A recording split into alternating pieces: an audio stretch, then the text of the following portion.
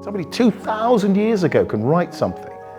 And in my room in 2026, I can open this up and they could speak to me. It could be somebody writing about Socrates, and now suddenly I understand a bit of his philosophy.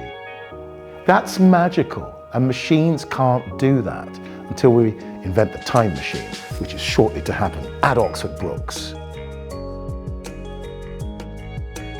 My name is Paterson Joseph, and I am Chancellor of Oxford Brookes University and also an actor and now a writer. I think the thing that inspires me the most is curiosity. I seriously believe that it's a sort of human superpower.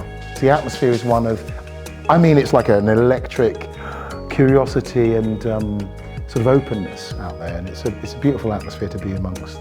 So to come here and see science being used creatively is really empowering, I think, for both the scientific community and the arts community, because it makes you see that the two things are a collaboration. None can work really truly without the other. It's a good question to ask yourself, what first sparks curiosity? So wonder, I think, is the beginning of curiosity, and that curiosity then leads to knowledge, because you've got to satisfy it. And I don't think you should ever end that.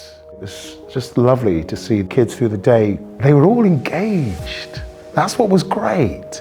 I was very gratified to see so many of those children really getting something from just somebody in front of them reading from a book.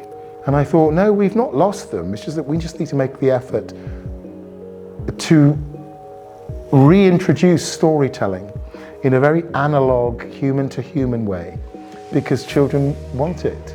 If you look at what's being made, there's technique and there is science in it, but there's also imagination. And if those things come together, it's a beautiful mashup. In fact, it's the perfect mashup. It's like a fairground for the mind and their hands. Like the kids are getting their hands stuck in huge bugs. You go, oh, you realize it's this tiny thing, and there's an incredible microscope that's looking at it.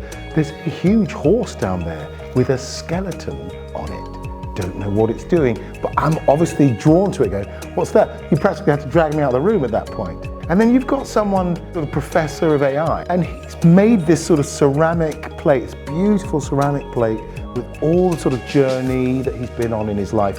And then he just smashed it and then put it back together again. You see this fragmentary thing.